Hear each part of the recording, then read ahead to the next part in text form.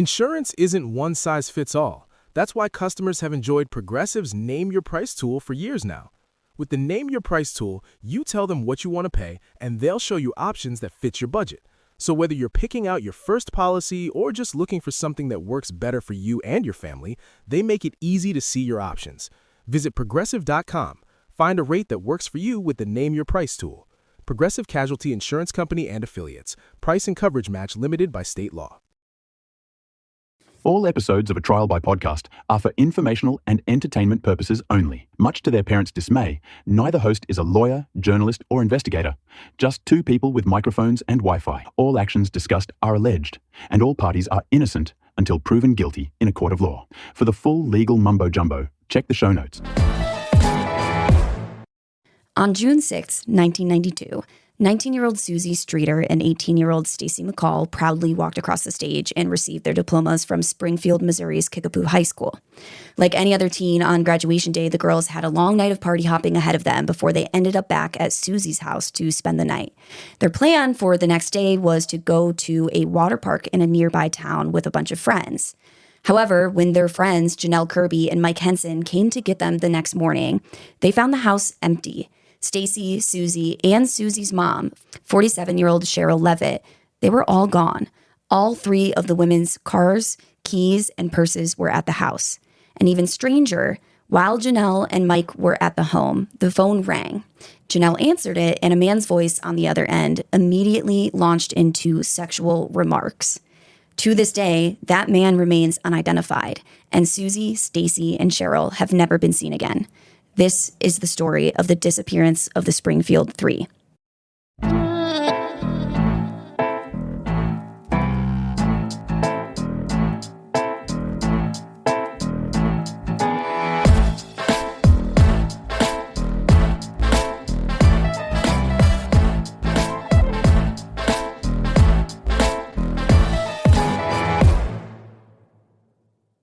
Hello, everybody. Welcome back to the pod. I am your host, Kelsey. And I'm Taylor. One quick thing I will mention before we get right into the story is that when you are finished with today's episode, if you are ready for another and you don't want to wait a full week, we have a new bonus episode out on Patreon right now about Kathleen Fulbig, who was accused of murdering her 4 children, but eventually acquitted of the crimes. So after this episode, you guys are welcome to go ahead, check that out on Patreon. You have to be in the judges tier or higher. But we're back. We're getting back into it. Just a quick summary of what we talked about last week, and I'm going off the top of my head, and it's early in the morning, so bear with me here. Basically, Suzie and Stacy had graduated high school that day. They go out with all of their friends for graduation parties. Their plan is that they are going to sleep at their friend Janelle Kirby's house, and the next morning they are all going to drive to a town that's a little bit out of the way to go to a water park with their friends. So they're jumping around these different parties. They decide that instead of going to the water park that night, they're going to go in the morning. But when they get to Janelle's house to sleep, there was nowhere for them to sleep because all of her relatives were in town for graduation.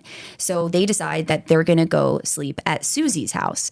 And Suzie lives with her mother, 47-year-old Sherill Levitt, and the two girls go home. They both drive their cars separately to Sherill Levitt's house, Suzie's mother's house, and they plan to sleep there. But the next morning, no one can get a hold of them to go to the water park. So Janelle and Mike go to the house looking for them, thinking, well, we've been waiting on you guys forever. We're just going to show up.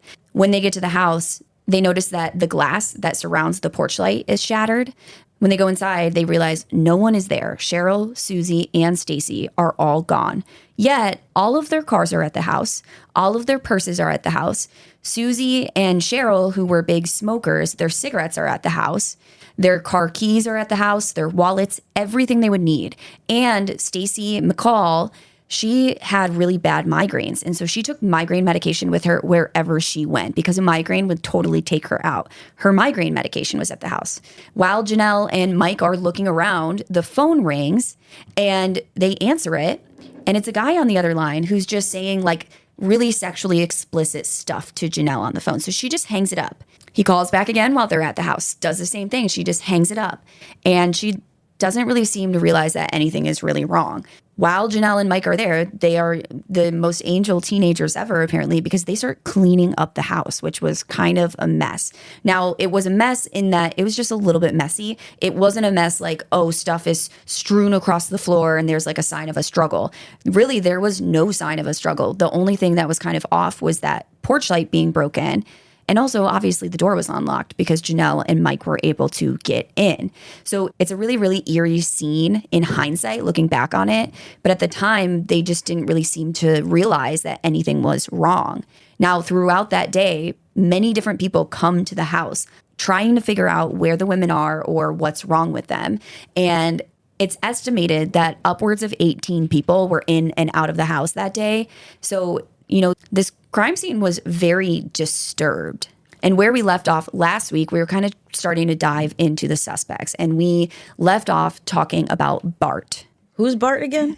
Bart is Susie's brother that they were looking at because he was kind of estranged from Suzie and Sherill. Right, they're beefing. They were beefing. But it kind of seems like there was no evidence to suggest that he had anything to do with this. He had an alibi for the night that his mom, his sister, and Stacy McCall went missing. And he also hadn't spoken to them in months. So even though they were estranged, it doesn't really seem like he was trying to get back in and they weren't letting him or anything like that. But at the same time that Bart was being investigated, police were looking into Susie's former boyfriend, Dustin Rekla. And a few months before the disappearance, on February 21st, Dustin and two friends actually broke into a mausoleum and stole gold teeth from skulls. I'm sorry, like reached into... Broke into a mausoleum, reached into the, I don't know what you call the things, that, like the drawers or whatever. Where a corpse is. Yes, and they reached into the corpse's skulls and stole their gold teeth. I beg your finest pardon. Dude, if that is no. If that isn't the most, like, that's like some trashy crackhead shit to do. Like, how much could a gold tooth really be worth? It can't be worth that much. Katie's walking by, my sister-in-law, just fucking laughing. Katie, how much do you think a gold tooth is worth? $1,800. Is it really? Yeah, gold crowns are a lot. All right. You know what? I mean, but ew. I take back what I said. I don't know if you could pay me $2,000 to reach my hand into a corpse's mouth in a mausoleum. No, agreed. To just desecrate a body? Yeah, no, I'm good on that. But yeah, damn, $1,800, that's wild. I mean, I guess it's a lot in the 90s. I mean. Yeah. I mean, in the 90s, it's probably worth a smaller amount, but like worth the same, an equivalent amount as $1,800 is today, right? I mean, like that would get you further in the 90s. Yeah, but it wouldn't have been $1,800 back then. This is all on the assumption of $1,800, which is probably not. Yeah, I don't know. But all I got to say, crackhead shit. Yeah, ew. It's a little bit. And I don't, by the way, allegedly, I don't know if this man was a crackhead. I have no idea. I don't know anything about his drug use. I'm just saying, in my opinion, that's some crackhead behavior. I mean, he was down bad for some cash. Yeah, like, yeah, that's tough to be down that bad for cash. Oh, and I guess I should add to this. So gold crown worth $1,800. Well, apparently, because they got caught doing this, obviously, apparently this whole heist that they did only netted them about $30 worth of gold. So I don't think that they found any gold crowns. I think maybe some gold fillings or something.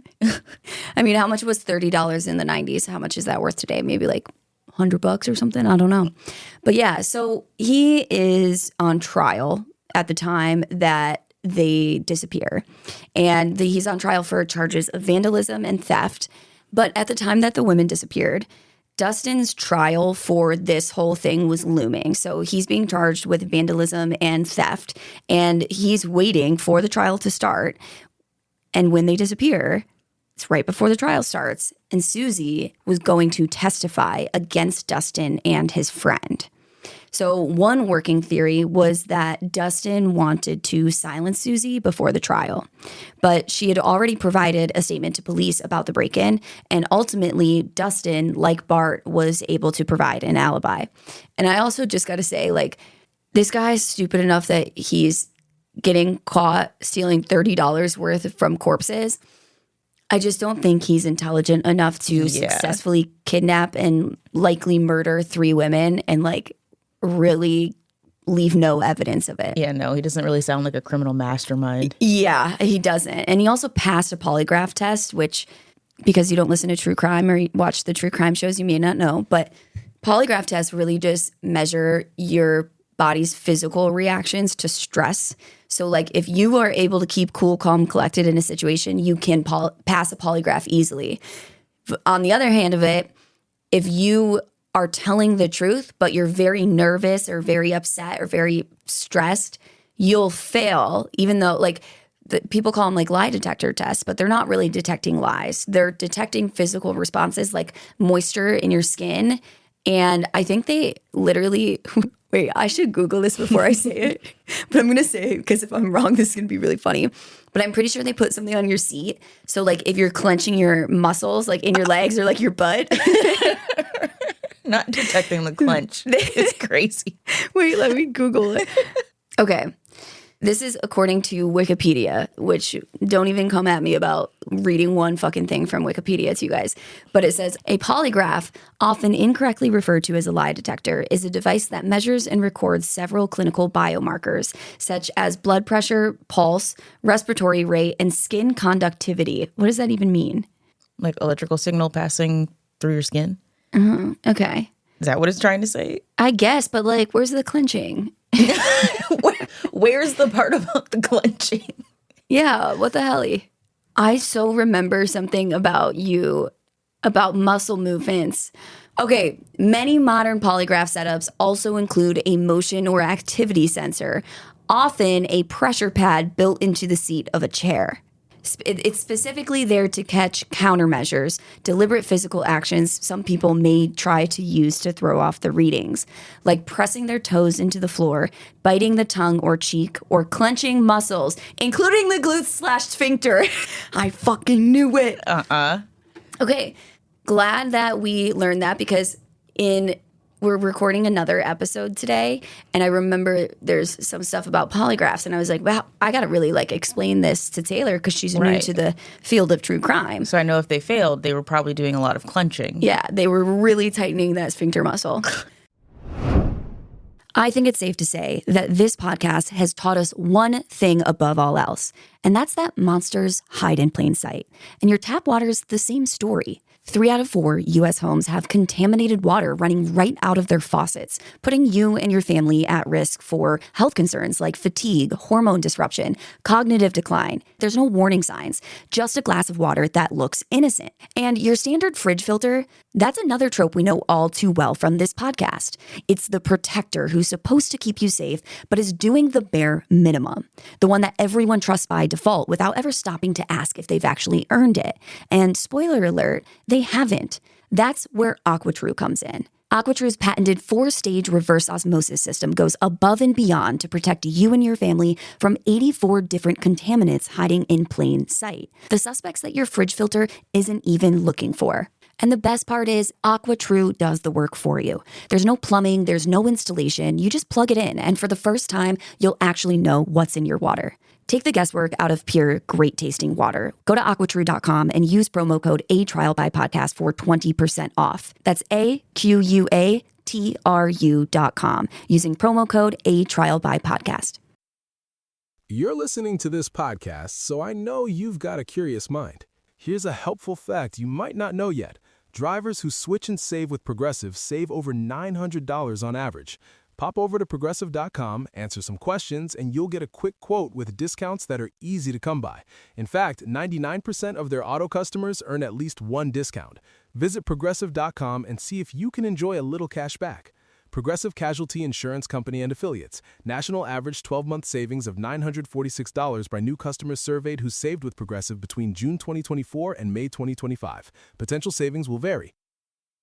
So, anyway, sorry guys, got so off topic, but we know that Dustin, he passed that polygraph either because he was telling the truth or because he was clenching that sphincter real tight. Mm-hmm. And he was cleared of any involvement with the disappearance of Sherill, Suzie, and Stacy. And I should be clear because I don't like pointing fingers at people who are 99% sure innocent people. He had an alibi. This guy very likely had nothing to do with this. But about a year later, like a year after the disappearances, he did receive his sentence for the stealing of the $30 gold filling and from a fucking corpse. That took a year? I guess, but he received a suspended 3-year sentence in a state prison. So whenever there's a suspended sentence, I don't really understand this term, but pretty much you don't have to go to prison for that sentence unless you do something to violate the rules that they've given you. Then it's immediate. Now you're serving those 3 years. That is probably with a lot of caveats of if then, like if this happens, then it's different. I don't know the full details, but all I know is that with his suspension, basically, he had to do community sentencing, which was described as a very intensive form of probation. And he only ended up having to serve 14 days in the county jail as quote unquote shock probation. And then he had to provide 150 hours of community service and pay restitution for the damages to the mausoleum. Okay. I was going to say, because I'm like 3 years in prison seems a bit harsh. I was going to say too, yeah. But whenever you hear like suspended sentence, from the cases that I've heard with it, because I'm not going to lie to you guys, it didn't look into detail into this, but it sounds like you don't actually have to serve the sentence unless you fuck up again. Then it's like you're back, you're in. Now, there were also, in addition to these couple of suspects that were, known to the women, there were also some suspects that were unknown to the women, including alleged serial killer Larry Dwayne Hall. Hall had claimed to have kidnapped, tortured, raped, and killed dozens of women and girls between 1980 and 1994.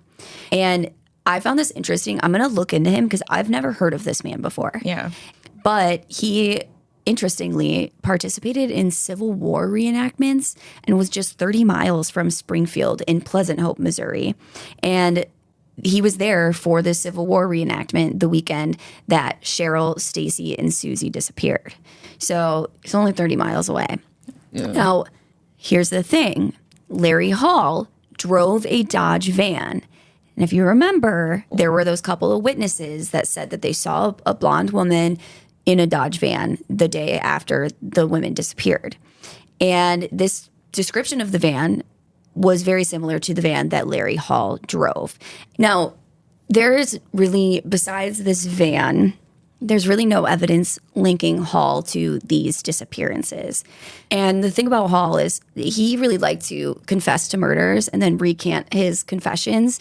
So despite confessing to nearly 36 different murders, he recanted all of these confessions and he was only ever convicted of 2 murders. But he was convicted of the murder of 15-year-old Jessica Lynn Roach, who he kidnapped while she was riding her bike in Georgetown, Illinois in 1993.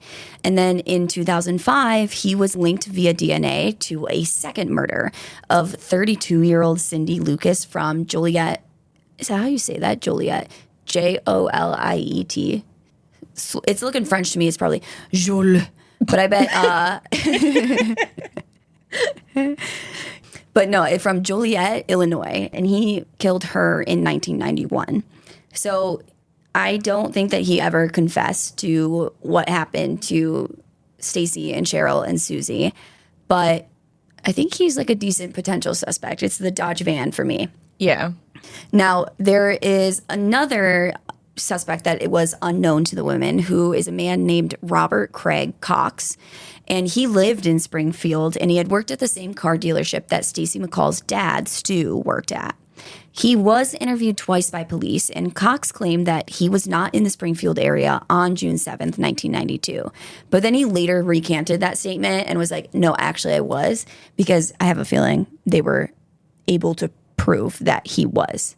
But at any rate, police didn't have any concrete information regarding Cox, and he was not held in the disappearances.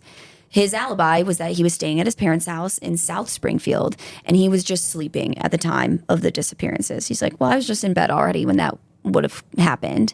His parents obviously corroborated his story, but they admitted that they were in bed when he got home that night. Like, he was out and they were asleep, and then they woke up in the morning and he was there. So it's really difficult for them to say, oh, yeah, he was here all night when you didn't even, like, I feel like it's hard to have an alibi in general for something that occurs at 2 to 4 in the morning. Well, it was in the 90s. Now it's easier.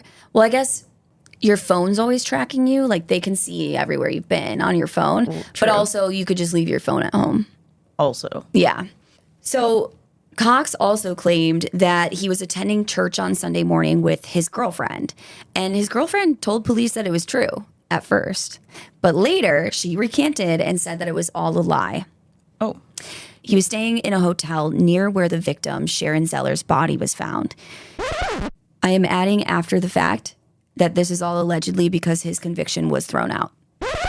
When he was taken into custody, Cox's tongue was severely lacerated and had lost almost an inch of flesh from it. Like someone bit off part of his tongue. Ew. Presumably Sharon Zeller, whom he allegedly killed.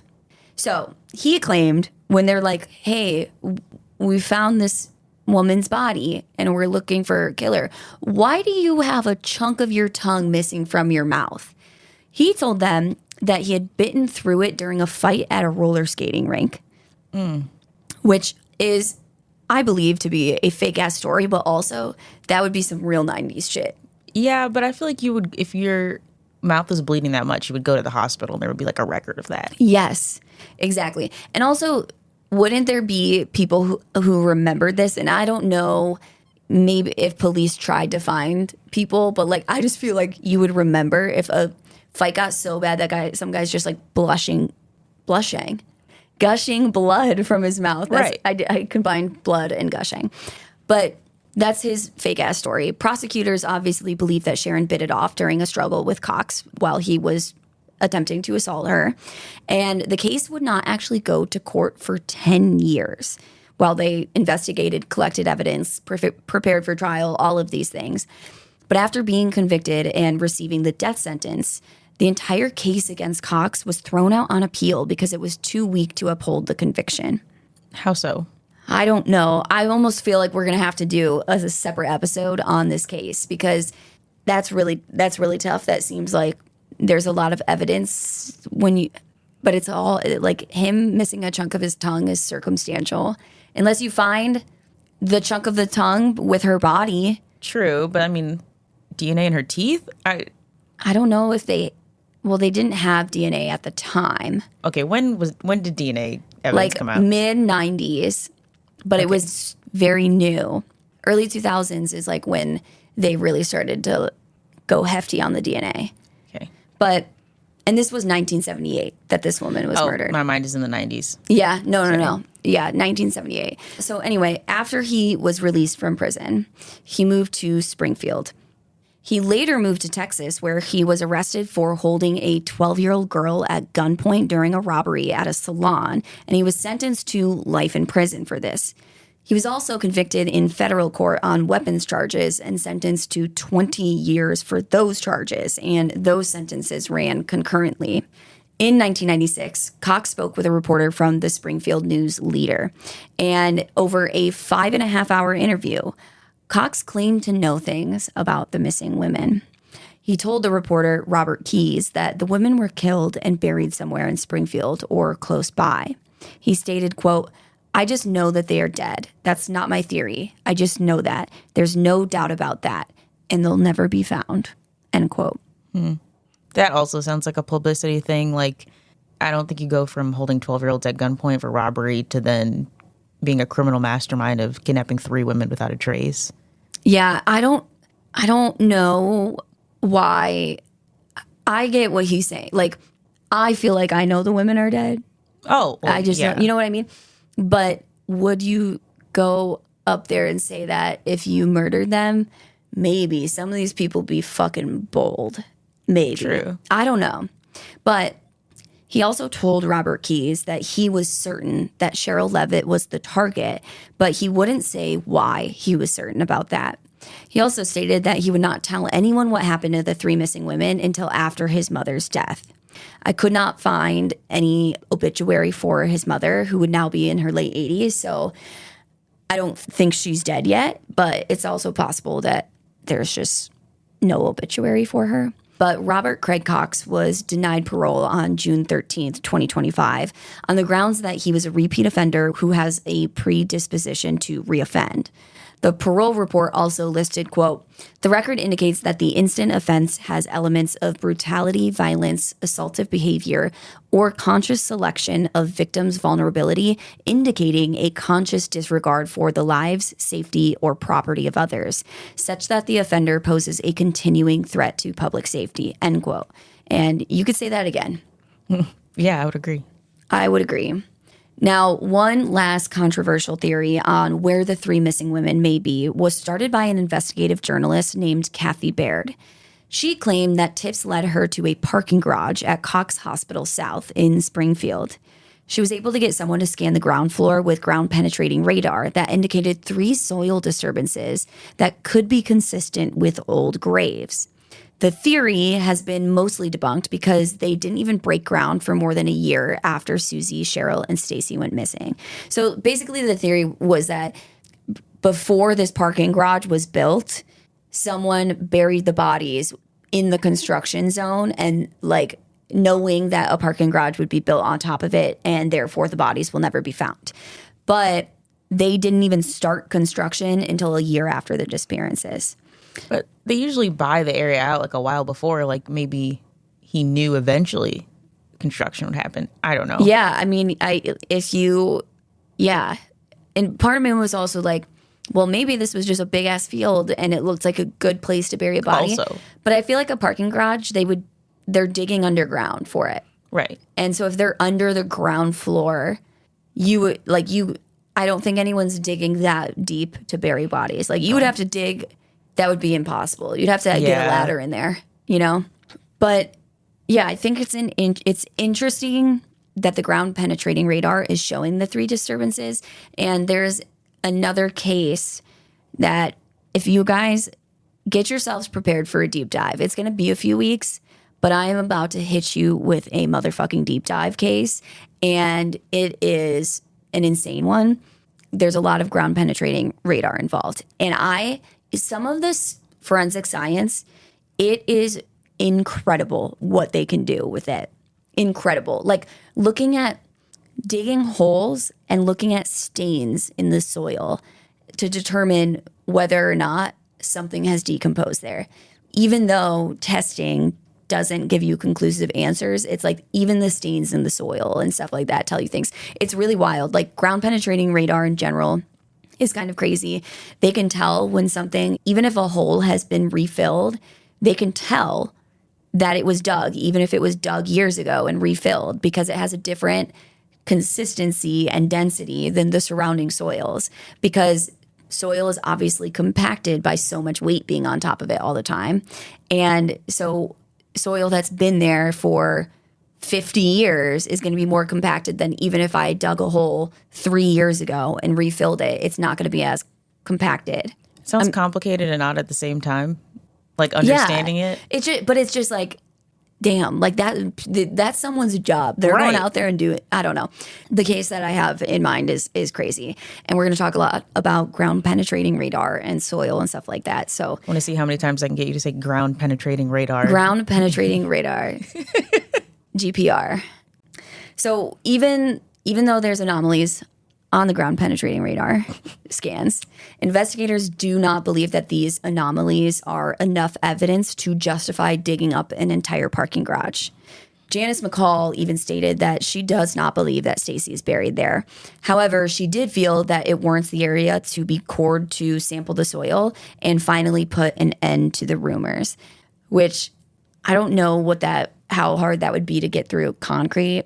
Like, coring basically means they're going to like dig a really skinny hole to like get deep enough and pull up the soil to see if there's, any human biological evidence or anything like that. But so far, this hasn't been done. There is at least one petition online with around 2,400 signatures requesting that the area be excavated to reveal the anomalies. And it does list Kathy Baird's name and phone number to contact with any information. But I think it's unlikely that they're buried under there, just in my opinion. Now, Bart Streeter, who we talked about, Cheryl's son, Susie's brother, he has not fared very well in the years since his mom and sister disappeared. Oh. And to be honest with you, it sounded like he wasn't really faring very well before they disappeared. Remember, he had all those issues with alcohol, and that was kind of why he was estranged from the family. But in 2019, he got in trouble in Tennessee when he tried to grab a customer's hand in a nail shop.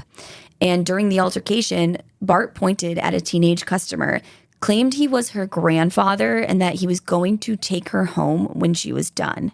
He was arrested for public intoxication, disorderly conduct, and attempted false imprisonment.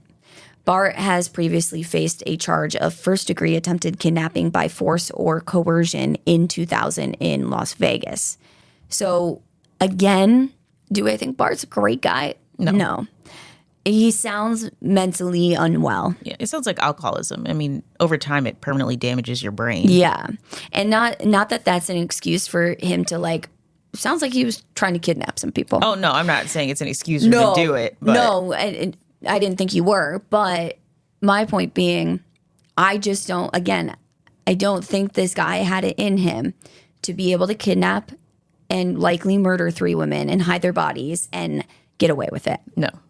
Up until this point, at least. Like, this seems like a very well thought out crime. And I think, to me, the hardest part is the kidnapping portion of getting the 3 women. But we talked about, like, you know, holding a gun up to them. It may have been simpler than we're thinking. And it may just really be well, where are their bodies? That's really, like, the crux of it is, did you take them out to the middle of nowhere, kill them there and hide their bodies? Then you don't really have to be a criminal mastermind at that point. It's just like the matter of finding where that is. I don't know. No, it's the without a trace part. Yeah. Like leaving behind 0 evidence. Yeah. But it's all like, it goes back to all those people in the house all day. Maybe he did, whoever did this, and I'm assuming it's a he, because that tends to be the case usually. Maybe they did leave evidence behind, and it's just like, how do you sort through what belongs to this person who took them when there were 18 people in the house, and you also don't have DNA? Like, you're not testing stuff for DNA. Really, like, they would be looking for fingerprints. If there was any blood, they could test for blood type, maybe hairs, fibers, stuff like that. But yeah, crazy. I want to believe they came back to the house with this group of people that were there looking for them afterwards. And because then you could say, well, oh, my fingerprints are there because I'm a friend and I came back to look for them. Exactly. That's the thing, is like, how do you differentiate that it's not, they can explain their fingerprints away? I don't know. Now, the house on 1717 East Delmar Street that Sherill Levitt had worked so hard on was put up for sale in September of 1992. At the time of her disappearance, Cheryl's uncle, Cliff Williams, was named conservator of her estate and had to make the hard decision to let the house go. He told the Springfield News-Ledger that they sold it to keep Cheryl's name in good standing. The bank holding the mortgage and car loans were actually pretty amazing with their leniency during the beginning of the disappearance, and allowed the mortgage and car loans to be frozen for 90 days without penalty. This enabled Cliff to get their things in order and get the loans closed without tarnishing Cheryl's credit, just in case she ever came back. Mm-hmm. He and his wife initially emptied the house and put everything in storage, again, just in case they ever came back. However, they ended up having to sell both cars and some of the furnishings from the house. And this is the kind of stuff that, like, we don't talk enough about or, like, think enough about in these cases, is to have someone go missing, like your loved one just vanish without a fucking trace, and then you have to worry about moving their stuff and the mortgage and all of these different things that are just stuff that's, like, annoying for the everyday person to deal with just in everyday life, like figuring out, like, your car loan and auto payments and whatever. But then to be going through something like this and having to deal with just, like, these logistics of basic shit would just send me over the fucking edge. I gotta tell you. It definitely seems hard to do while grieving. Yeah. Now, Sherill Elizabeth Levitt was 47 years old at the time of her disappearance. She didn't always have it easy. After Suzie was born, her first husband, Brent, wanted a divorce, but they still had to live together for a while, just so Sherill would qualify for welfare and better afford Suzie's medical care. Suzie was born with what one article called cosmetic birth defects, which might have been related to the tumor that was near her mouth, making it appear like she had a gumball in her mouth, like she had this little tumor in her cheek. Instead of divorcing Brent and keeping him around like he wanted to do, Sherill opted to pack his bags for him instead. After her divorce in 1973, Sherill moved into an apartment in Seattle and took on the job of building maintenance so she could stay there rent-free with her children. She didn't know how to do a lot of this work, but she figured it out, and she did that job for 6 months just to provide a roof over their heads and stay home with baby Suzie. Sherill was later employed at the New Attitudes hair salon on West Sunshine Street in Springfield and had around 250 clients on her books and was considered a model employee. She was a very private person and didn't go out much. She spent a great deal of her time working on her house, trying to make it a very loving, cozy home. She used her knowledge of fixing things that she learned when Suzie was a baby to do the updates on her new house in Springfield herself. And what she couldn't do, she bartered for trade in haircuts to get help with some of the work. Friends said that Sherill had a very close relationship with Suzie, who was 19 years old at the time of her disappearance, freshly graduated that very day. Friends and relatives said Suzie struggled a bit with reading and said that she may have been dyslexic in hindsight. She was placed in learning disability classes when she was in school.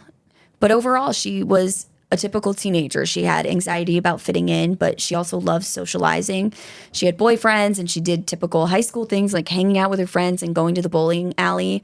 She was known to be super creative, and she dressed at like peak 90s fashion, like peak 90s, very funky outfits, very fun. And I feel like it's the kind of stuff that's coming back into style right now. It all comes back. It all comes back around. At the time of her disappearance, she was working at a movie theater, but she was planning on enrolling in cosmetology school to follow in her mom's footsteps. Oh. When she disappeared, she obviously did not have any contact with her brother Bart, nor with her biological father or stepfather. It was really Suzie and Sherill. They were a duo. It was the two of them against the world type of thing. Suzie's best friend, Stacy McCall, was 18 years old. And like Suzie, she had just started her life that day, like her adult life, just graduated high school. She was planning on attending Southwest Missouri State University that fall. And she had been employed as a receptionist at Springfield Gymnastics, but also modeled bridal gowns for the Total Bride bridal shop, which I feel like in high school, that's a pretty cool gig to get. That's pretty cool. Yeah. Stacy suffered from migraines, but she was dedicated to her job. And even when she was going through a migraine that had her sick to her stomach, she refused to call in sick. She was prescribed this medication for them. And obviously, we know that she left that medication behind the night that she disappeared. Stacy loved music, and she used to play the flute when she was younger. Her favorite singer was Garth Brooks. And that's some real 90s shit. I love that for them. Do you know who Garth Brooks is? No. Okay, we're going to play some Garth Brooks at the end of this episode for Stacy, but also for Taylor. Stacy had a collection of small antique dolls that she displayed on the shelves in her bedroom, and she shared this collection with one of her sisters. I'm sorry, did you say antique dolls? Yes. Like the ones from horror films? Yeah. I haven't seen pictures of her exact dolls, but yes, I would picture like the ones from horror films. Did you see my Snapchat last night? Yes. Not exactly like that, but guys, I was like in a parking lot that faced a house, and this is the funniest thing. I'm looking up at the night sky, beautiful night sky. This house, vines growing on the side of it, beautiful, and I'm just like, oh, what a nice view from a parking lot. And then I get a peep into one of the windows, fucking. What is that Jigsaw or whatever from that scary movie staring out at me from one of the windows? Little clown thing that rides the bike? I don't know. I think it's Jigsaw from the one that's like, do you want to play a game? Yeah. Isn't that what it was or no? I don't know. Guys, I'm going to post this on the Instagram, and if I forget, DM me on Instagram and remind me to post it. But I mean, it's creepy, the creepy doll thing. it's a creepy doll thing that someone's stuck in their corner of their window, too scared. It scared the living shit out of me, and I was all by myself. I was like, I'm a goner. But yeah, anyway, I picture it being just as scary without meaning to be just as scary. That's how I picture antique dolls, but I don't know. Now, she never really had a steady boyfriend during high school, but she did go on some dates. So again, it's just two teenage girls. Right. Two teenage girls just gone off the face of the earth, and no one knows what happened. Suzie and Cheryl's families had them declared legally deceased 5 years after they went missing in 1997. That same year, a bench was dedicated to them, along with Stacy, in the Victims Memorial Garden in Phelps Grove Park in Springfield. To this day, Stacy's family has never had her declared legally deceased. Janice told KYA3 News in 2017 that she won't do it unless she is 100% certain that Stacy is dead. She said, quote, "They're going to have to find some remains somewhere before I call her legally dead. It's not for any reason other than if I do and she's not dead, think of how mad she'd be when she gets back." End quote. Oh. Which is just fucking devastating. Yeah. Is there no like rule on or law on that for when you have to declare someone dead? I don't think there's a law that you have to, but I think there's if you want to declare someone legally dead, because you would do this for like legal financial reasons, right? Like there's a mortgage or there's, certain things. There's a minimum time frame, I think, that you can't just someone's been gone for 30 days and you're like, they're dead. We have no evidence, but they're dead. I can't disappear my husband for a week and call the insurance company and say, pay out that check. Yeah, no. You would have to stage it as an accident, so there's a body for sure. Right. Sorry, hubby. Sorry, that was dark. Sorry, guys. A little dark humor to start our morning. But yeah, so Stacy's disappearance obviously left a massive hole in Stu and Janice and her two sisters, Lisa and Meredith, in their lives. Like, this is something that I don't think anyone would ever get over. And sadly, Stu McCall passed away in October of 2025 at the age of 82 without ever knowing what happened to his daughter. He was remembered as never giving up, and just the fact that he never stopped looking for her. And, it's been, 30 years? Over 34 years. I'm so bad at math. Calc. Never mind, guys. I'm good at math. It is 34 years. But yeah, that's just really, and when you start to think about, well, how old would she be now? That kind of thing. Not that old. She 34 plus. I was like 612 is not the right answer. There's no way she'd be that old. She'd be 34 a dinosaur. Plus 18, not times. She'd be 52 years old. She'd likely have her own children and have a family. And yeah, I can't imagine just, wondering what if type of thing. Now, the McCalls established a nonprofit called One Missing Link Incorporated after Stacy's disappearance, and it remained open until January 2015 when Janice announced on Facebook that they closed the nonprofit. But it was pretty much to kind of help the families of missing people. In an interview, Janice described how she tries to imagine what Stacy would look like now, and added that when she sees a woman with really long hair, she is compelled to look at their face just to see if it's Stacy. She hopes by keeping Stacy's disappearance story out there, it will bring forward the lead that they desperately need. Until that happens, there are still a couple tattered yellow missing persons flyers hanging in storefronts in Springfield today, and a $42,000 reward still stands. According to the Springfield Police Department, the reward was established, quote, "for the location and prosecution of the persons responsible for the abduction of the three women," end quote. It has been 34 years since Sherill Levitt, Suzie Streeter, and Stacy McCall disappeared in the night without a trace. This year, in 2026, Sherill would be turning 82 in November. Suzie would be 53 and Stacy 52. And I forgot that all that math was already done. I was going to say, I'm like, did you just remember that and keep saying it? Or? No. So that's the kind of morning I'm having. But yeah, this is just one of those cases that is, I think, solvable, and it's frustrating that it hasn't been solved. But there's a lot of missing persons cases where it feels very obvious what happened. Wife goes missing, husband was abusive. What happened to her? Probably the abusive husband. This is not one of those cases. This is one, to me, where we went over a lot of theories, some of them better than others. I think the Cox guy, who has a missing piece of his tongue, this guy's obviously a violent guy. Yeah. I think, but there's no evidence truly connecting him to this story. There's no one in their lives that it seems like very obvious, like this guy had it out for them. Like, he's probably the one who did it. And it's just like disturbing. And I can't imagine how the families feel. Yeah, and I don't think anyone mentioned during this was involved. I don't think anyone who was in their lives, like who knew them that we talked about, was involved. The couple of guys who were unknown to them that were violent criminals, possibly. There's just not enough evidence to even give a strong suggestion of which one. And I think it's very possible that whoever is responsible was not mentioned in this episode and has not been mentioned anywhere. That's the thing, is there's just not a lot of evidence, period, in this case.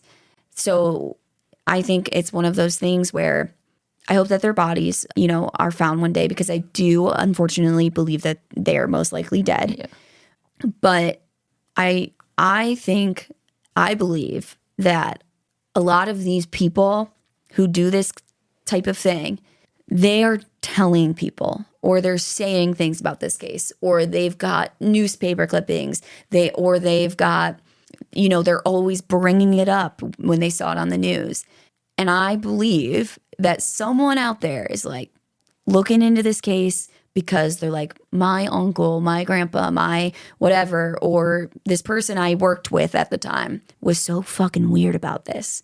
So weird about this case. And I just got to say, if you've ever had that thought about someone you knew, whether it's this case or any other case, and you're like, well, they didn't confess to me, they didn't tell me they did it, but they did talk about it every single day while it was in the news. And then I did go to their house one time, and there was like, a collection of newspapers where all of the stories were about this one specific case.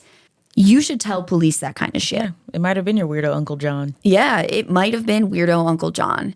And if it wasn't, that's not your responsibility.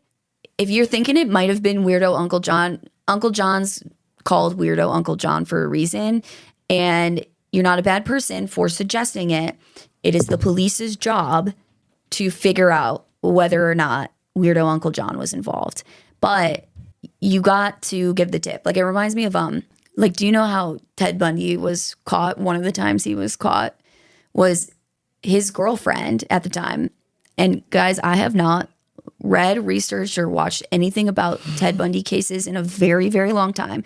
So I'm going off rip, not going to get all the details right. But he had this girlfriend who had a daughter, and they were like together for years while he was out murdering people. And his girlfriend thought he was just the bee's knees. He was so great. He was so great to her daughter. Like, he helped raise her daughter. But then she saw this stuff on the news that it was like, oh, this guy said his name was Ted and he drove this type of car. And she's like, there was no part of her that ever thought it could be her Ted. But she called anyway. And guess what? It was her motherfucking Ted. Yeah. So be like Liz.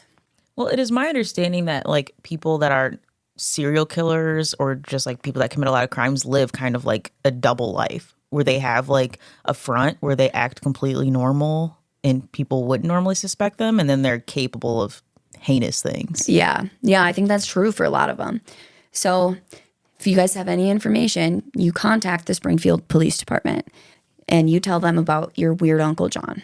The poor Uncle Johns out there. Poor Uncle Johns. That's tough to be an Uncle John. But it's nothing wrong with being an Uncle John. Just don't be weirdo Uncle John. Right.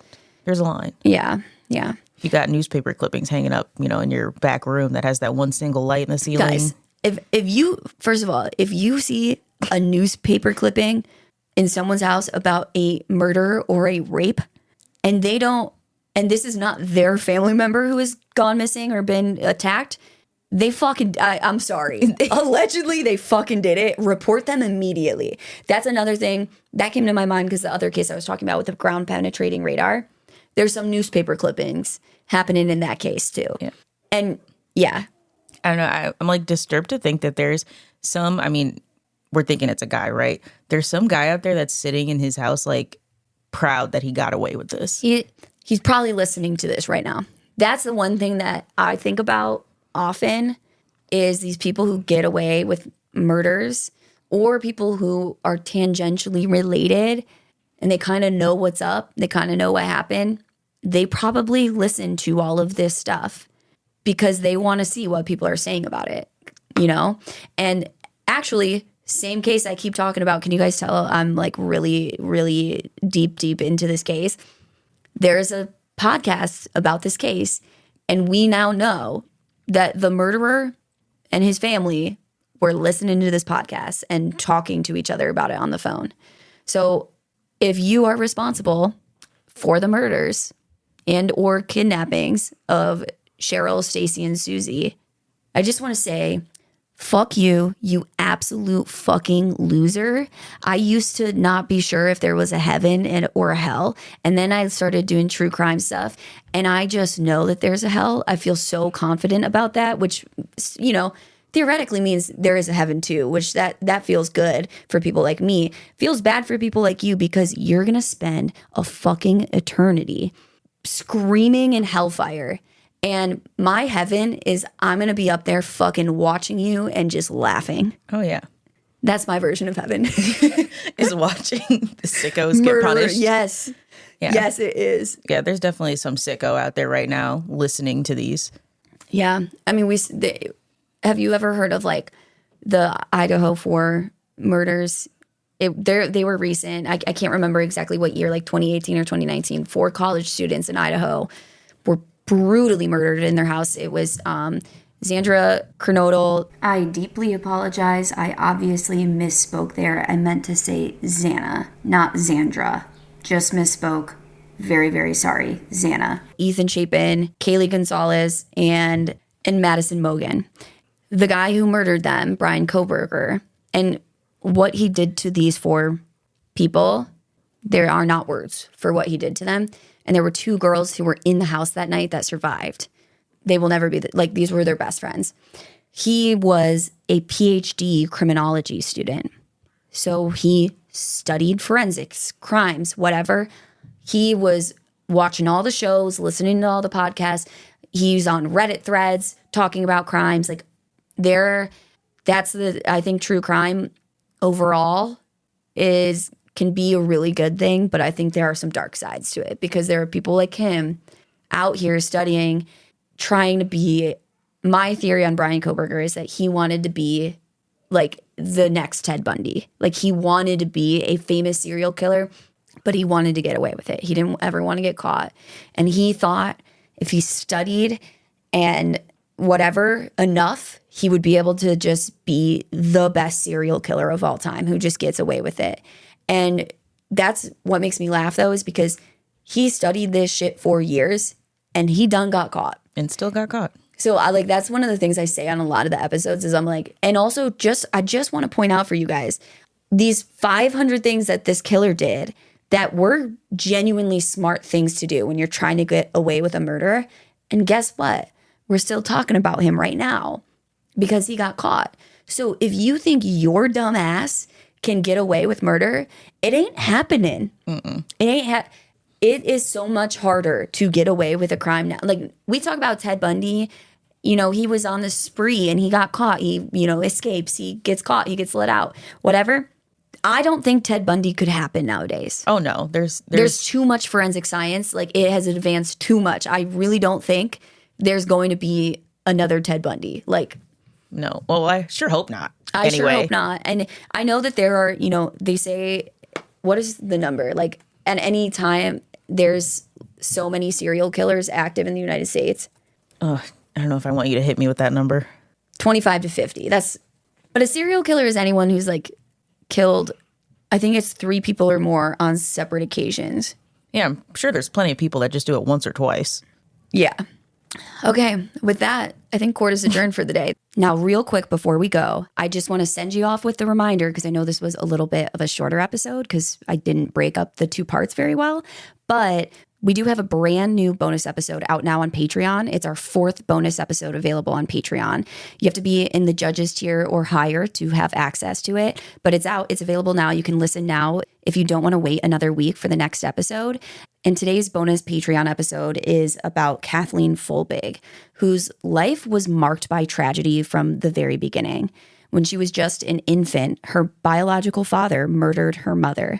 She was then put into foster care. And the family that took her in, let's just say, was not a very loving, warm family by any means. They treated Kathleen more as a servant of sorts than a child. But as Kathleen grew up, she thought she found happiness with her new husband, Craig Folbig. The couple was excited to start a loving, warm, happy family together, something that Kathleen had never had before. And she wanted to create this for herself. Kathleen would end up having 4 children with Craig, but each of them died mysteriously in infancy. Her first child lived only 19 days. Her last child lived 19 months. But after all 4 children's deaths, a murder investigation was opened, and Kathleen was eventually convicted for the deaths of all 4 of the babies. She would spend almost 20 years in prison before science finally gave her a defense. This is one of the most tragic stories I have ever heard, and it is a crazy one. It's very intriguing. And it is twisty-turny. You are going to change your mind about what happened here multiple times throughout the story. So that's available now on Patreon if you want to go check it out. But with that, I believe court is actually adjourned for the day. I bid you adieu. Bye-bye. Bye.